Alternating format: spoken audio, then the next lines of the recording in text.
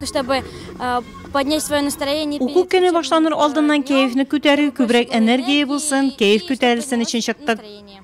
Спортны үз иткән Синжана бүген үзәк мәйданга сыйныфташлары белән чыккан. Сәламәт яшәү рәвешен Нурлатның 2нче мәктәбе укучылары да хуплый. Алар мондый акцияләрдә еш катнаша. Я думаю, что все Минем уйлавымча, бөтенесе дә сәламәт яшәү рәвеше яклы, яшьләр исәткеч эчемлекләргә каршы. Бөтен Россия аяклык көне уңаеннан үткәрелгән спорт чарасында катнашучылар шактый булды. Иртән иртүк тәннәрне яздырып алу көн буена җитәрлек күңел күтәренкелеге бирә. Кәйфләр бик әйбәт. Иртәдән шундый физзарядка, бодрость бирә кешегә, эшләргә хәл, һәм инде хорошее настроение.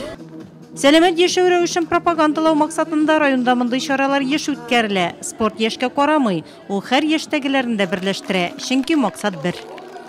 Цель данного мероприятия, конечно же, пропаганда здорового образа жизни. Бу чараның максаты сәламәт яшәү рәвешен пропагандалау. Бүген аяклык көнендә иртәнге зарядкага да шул максаттан чыктык. Идеяны, мәдәниятны үстерү үзәге барлык муниципаль учреждениеләр күтәреп алды. Бүген мәктәп укучылары, үзәк хастахана хезмәткәрләре, башкарма комитет эшчеләре катнашты.